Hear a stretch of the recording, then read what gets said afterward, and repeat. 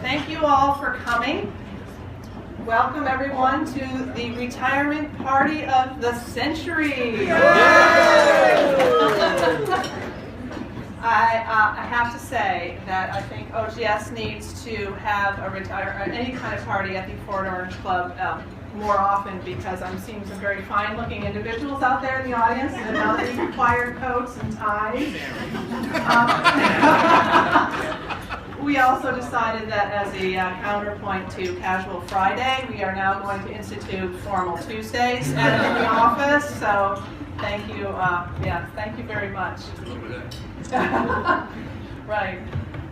We're here today to celebrate the distinguished, diverse, and kinetic career of Jim Jamieson, who, after 31 years of dedicated service to OGS and to New York State, he's finally taking the plunge and retiring.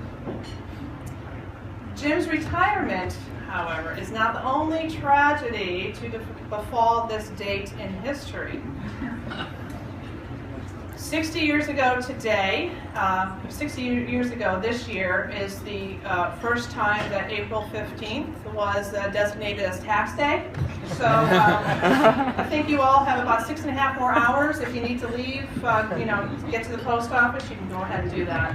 103 years ago, of course, we lost the Titanic, and if any of you have been paying attention to any media coverage, something that's near and dear to our heart because it has a very close Albany connection, is that 150 years ago today, Abraham Lincoln succumbed to his wounds that he received the night before from the assassination by John Wilkes Booth. So that was 150 years ago today. But in all seriousness, the tragedy, while we still consider it a tragedy that he's leaving, it's really, we're really here to celebrate Jim and his 31 years with the state and what all of that has meant to all of the projects he's worked on and all of the people that he has touched, most of you, of course, who are here today. So we have a few people who would like to say some words. The first person we have is Molly Larkin, and she's our Executive Director of Design and Construction at OGS, for those of you who are not OGS folks. So Molly, take it away.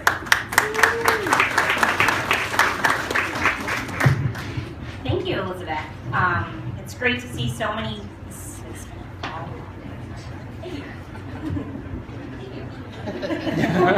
It is it's ginger ale, I swear. I'm pregnant. Thank you. It's so great to see everyone. It's so great to see the turnout. I think we officially have over 100 people here. I heard we were at 99 last week, but we've officially reached 100. So it's great to see so many people to come out to celebrate Jim. I think he's touched each and every one of us in a very, very special way. I think everyone who has come out has had the opportunity to see him in an amazing career and everything that he's accomplished. So Jim, I think everyone here thinks so highly of you, and I know I especially do. For those of you who don't know, Jim has held the role, he's been with OGS for 31 years. He's held the role of capital architect for just under 17 years, having been named in 1998 by Commissioner Joseph Seymour. And a lot of projects and restorations have been accomplished under his tenure at OGS. A lot from the 1982 master plan, so including a lot of work in the assembly and the assembly chamber, as well as the Great Western Staircase cleaning and restoration, the elevator rehabilitation, and all the amazing work that's been done to make the Capitol a much nicer place to visit. And then, of course, the 4 phases of the roof project, which is near and dear to my heart because I got the pleasure or should I say privilege, to work on phase 4 with Jim. And it was just a once-in-a-lifetime opportunity. Jim is just such a great mentor, and you could take a tour with him around the Capitol every day and learn something new about the history or any anecdote of anything that came from that building. And it really shows how much he's just probably the most passionate person I've ever seen about a building and about the Capitol. So really, I couldn't have learned more, and it was really a privilege to work with you, Jim. I still would sign up for tours to walk through with you and learn more. So I learn something every time. It's obviously bittersweet to see Jim go. I think the world of him, and he has not only represented design and construction so well over the years, but OGS as an agency. And I'm so happy that you're going to enjoy your retirement. I know you're going to travel, and you love traveling, and you have so many hobbies that you're going to be so good at, and just really do a lot with the community and volunteering. But I speak on behalf of design and construction when I say that you've really been an exemplary public servant, and we were so lucky to have you as part of our group. I'm going to miss you tremendously, and I wish you all the best, and I'll do keep your endeavors.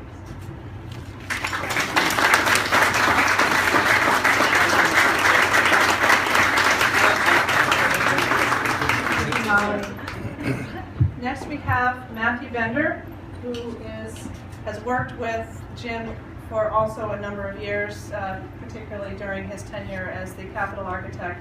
So Matthew is the outgoing chairman of the Commission on the Restoration of the Capitol, or otherwise known as the Capitol Commission. Matthew.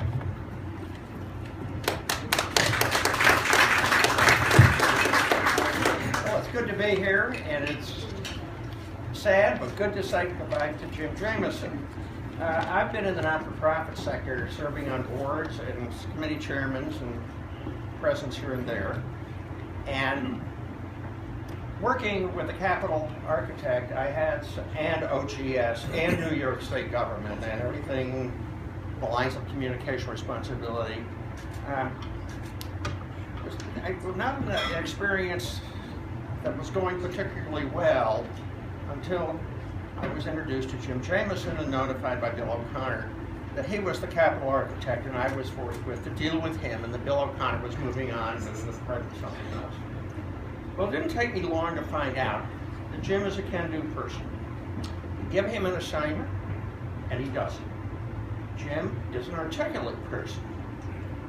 I remember when we were doing the first public television program on the Capitol back in 1993 called Restoring New York's Capitol Roof. Not a very sexy title, but a lot of viewership. People see it in Vermont, friends call it. So I just come from a meeting with the commissioner, and I was walking through the concourse, and there was Debbie Onslow, chairman, president of WMHD. I introduced her to Jim, and I said, "What do you think? How does he work in a program?" She said, "He's a natural." And he is. He was, and he is.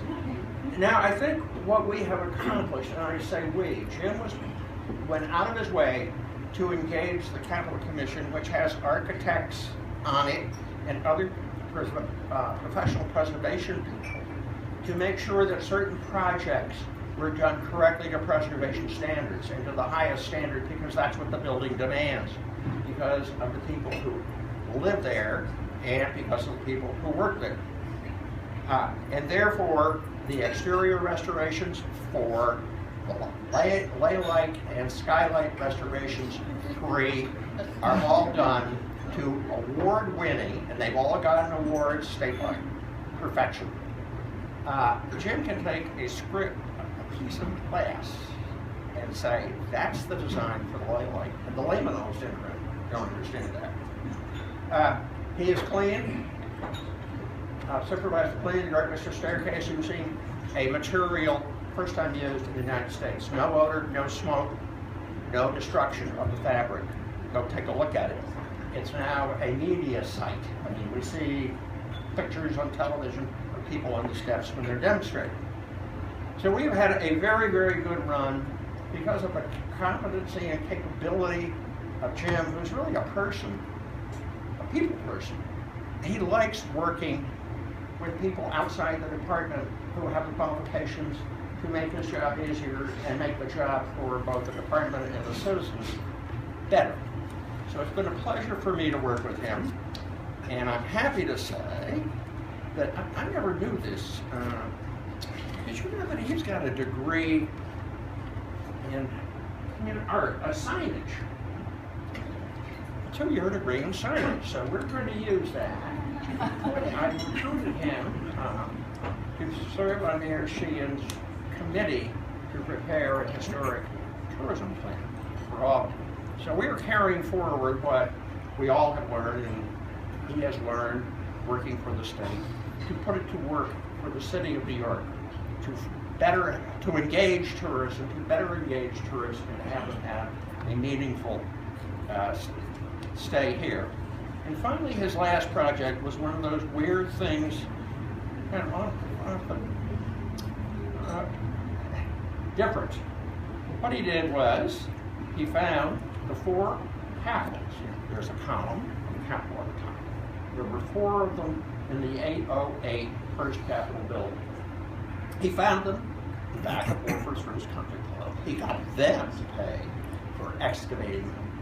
And he is going to get, I think, his final project that we'll remember. Am I stealing your lines? Okay. Outline the footprint of the First Capitol. Right there, right behind you guys. Of the First Capitol, have pediments high enough so you won't get damaged. 4 capitals. I think it's terrific. So, Jim, I've got an elaborate present for you.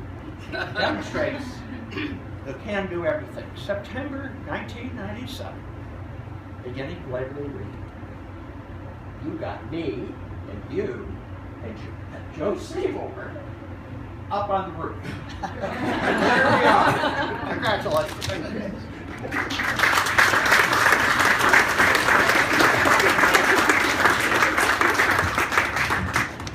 Thank you, Matthew. Now, it's my turn. For those of you who don't know me, I'm the one who's been emailing you. I'm the one who's been sending the invitations and requesting the money and telling you where to send checks and so forth. I'm Elisabeth Bakker Johnson. I've worked with Jim for about 9 years. And I'm going to try to get through this. It's about 3:30 one morning, about 2.5 years ago. I was wide awake, as I typically am at that hour. It's just if something happens, I do. And all of a sudden my phone buzzed with an incoming text. Attached to a picture of St. Peter's emergency room sign was, guess where I am? Jim was quite surprised to receive a return text from me immediately. So what are you doing awake? Well, what are you doing there? Soon thereafter, I found myself in the car driving to St. Peter's to be with him during a slight medical emergency, and then ultimately bringing him home since he arrived there by different means. Happily done so. Would always do that for any friend, and he's done many such things for me when I've been in the jam. Called it hazard duty, and for payment I've requested lunches, dinners, surreptitiously placed chocolates on my desk, and the occasional special beverage now and then. I met Jim Jamieson on May 31st, 2003, when I had requested for him to be a guest speaker at a symposium I was organizing for the newly founded Northeast chapter of the Association for Preservation Technology. Little did I know that 3.5 years later, I would be working for him and alongside him in his role as capital architect, and then ultimately, in addition to him being my boss, he would become a very good friend.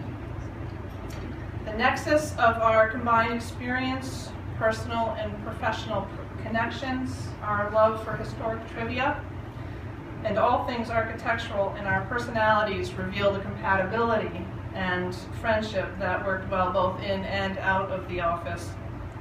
While our cubicle neighbors to the east and west of us have probably heard us a little too often and perhaps a little too loudly banter, debate, perhaps even disagree on a fine point or two, in the end it only strengthened our professional relationship. Privilege. With Jim, I had the privilege of being part of something special. Oh dear. Privilege is defined as a special opportunity to do something that makes you proud. During my tenure with Jim, I experienced several special projects like the greening of the mansion with Sylvia Spitzer, the Hall of the Governors in the Capitol with our current governor alongside watching us plaster walls, make sure that it was smooth as a baby's bottom, he said. I met 2 governors and 2 first ladies, the 2 not necessarily related to the first 2 governors. different people. Our projects won several awards through the Preservation League of New York State and through Historic Albany, and as well as a few other organizations. And we gave countless tours separately and together, me quite often pulling up the rear as sheepdog to take a care of all of the herding the cats and the stragglers. And through him and his mutual love of the building, I grew to revere and cherish our state's capital, one of the most exemplary, most historically rich, and significant buildings I have ever known. In the 9 years since, we've laughed and we've cried. We've worked very hard and we've played even harder. There have been life changes we made and changes that life made for us. I had the best job anyone could offer. Not only did I love my job, I had a pretty darn good boss. So yes, I was privileged. I was indeed privileged, for indeed I'm proud of what we have done together.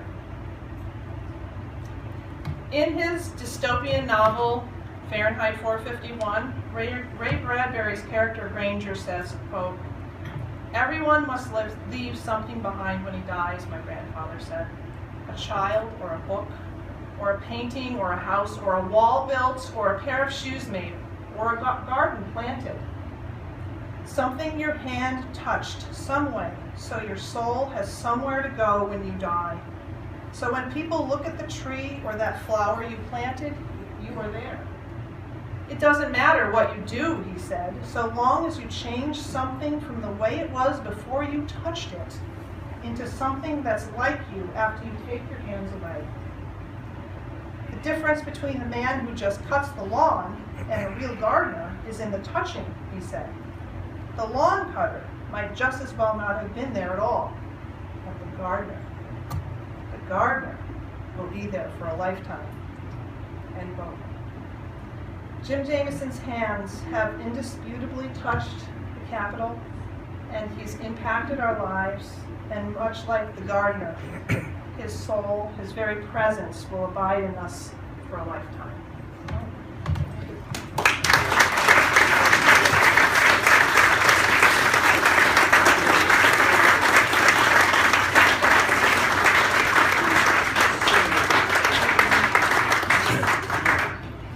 Now Jim would like to say a few words. Wow. It's very overwhelming. And thank you, Molly. Thank you, Matt. Thank you, Elisabeth. It's really a humbling experience to have everybody show up today. When Elisabeth and I first started planning the party, I thought maybe we'd have 30 or 40 people, and her goal was over 100, and there we are. My brother Frank is here somewhere. Frank, where are you? There he is, way in the back. He and his wife drove up from New Jersey. My Florida brother Jeff was unable to make it, but I'm wearing the tie that he gave me, so he's here remotely. Some of my out-of-town friends, Chu Lee, John Marquette, and Steve Robinson in the back, they're here as well. And some out-of-town work friends, Nick Floyd, Wegener, and Susan Knack all came in from Boston, and they are back in this area, I think. Excellent, and I am delighted that they could make it. And Roanne DeStito, my favorite OGS commissioner. True. It's not the only one here. And they said my job is not political. Well, in addition to my family, my brother Frank is here, I actually have some other work family members, and a lot of people may not know this, but Catherine Hall is my fun ex-work wife. And Steve Harris, where's Steve? Steve has got his hand up in the back. He's my fun ex-partner, and they both broke up with me and ended up together. Elizabeth is my work wife. Shannon Gleason is my work daughter, and she's standing next to my work son-in-law. And where's beautiful Kelly? Kelly also has a role. May I say it? Sure. Kelly's my work mistress. But it's an open secret. Don't tell her work wife. So I want to thank the party organizers as well, Kathy, Elisabeth, Shannon, and Kelly, and of course Frank Slingerland, who very graciously made the arrangements happen for the Fort Orange Club. And also I need to recognize Dana Dosey, who's in the back. And I need to thank him for letting me do what I do, although I'm not really exactly sure he knows exactly what it is I do. Through the last several years, maybe 12 or 13 years, we have done 11 projects at the Capitol. We've won 9 prestigious awards, and Commissioner, close your ears, we've spent $93.5 million on those 11 projects. And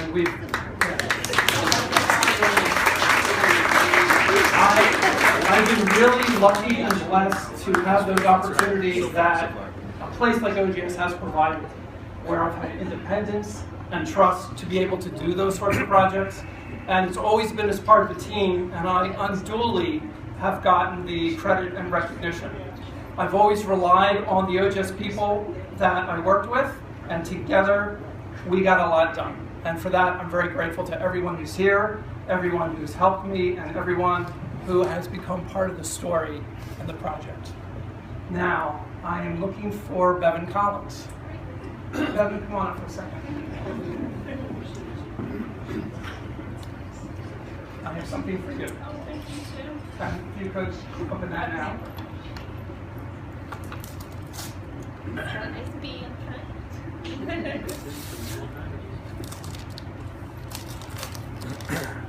And for those who don't know, Bevin Collins will be the new Capitol architect. This is lovely. He is. Hold it up. Yeah.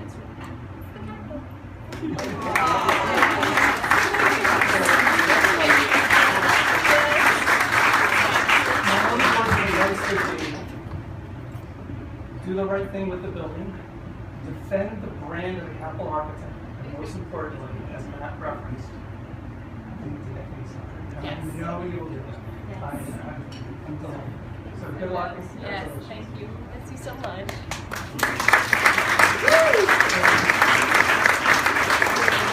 Susan Holland. Thank you.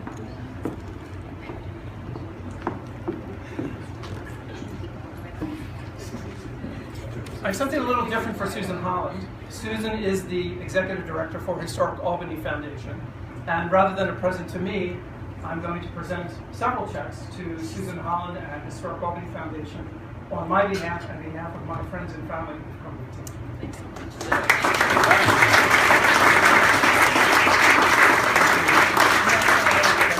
I usually always have to speak, so if you just bear with me for a second, I just wanted to say something to Jim. I would like to first congratulate you on your retirement, because I know we're about the same age. I'll probably never retire, so I'll be able to. So on behalf of Historic Albany, I wanted to tell you that we're so honored and humbled by your gift.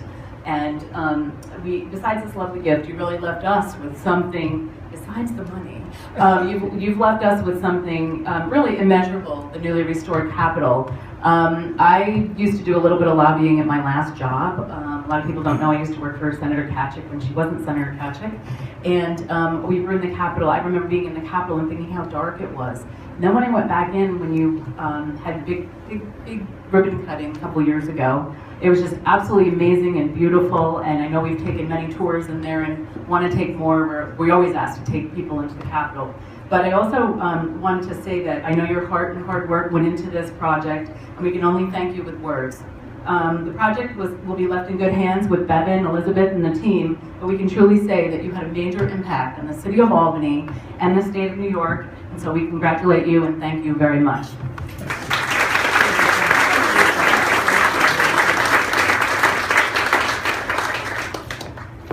So I only have a couple short other things left to say. Everybody should have what I have at work, and that is someone who reads my emails before I send them to make sure that any of the hate is taken out and the love is put in. Somebody who can after they've had a drink or two, become my interrogator and squeeze the truth out of me. And as has mentioned before, if I end up in the St. Peter's emergency room without shoes and socks, that they can bring their husband's shoes and socks to me at 3 o'clock in the morning so that I can walk out under my own power and go home. Some people say it's research. I say it's internet stalking, and there are only a few people who would hold a candle to this next person. If you need a chart or a graph or a table to display any kind of information, there's only one person to go to. And if you need a confidant and a secret keeper, there's also only one person. And as an architect and a friend, there's only one person, and that's Elisabeth.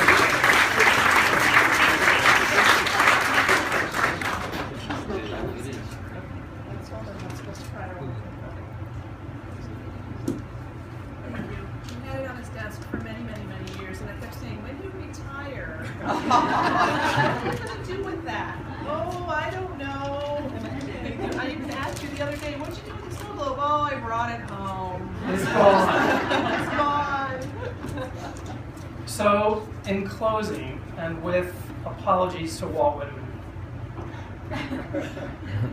afoot and lighthearted, I take to the open road, healthy, free, to the world before me, the long path before me leading wherever I choose.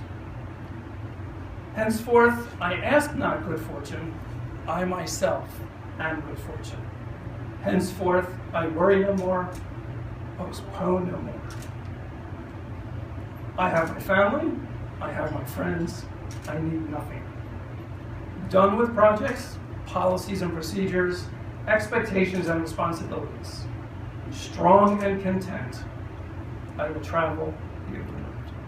Thank you very much.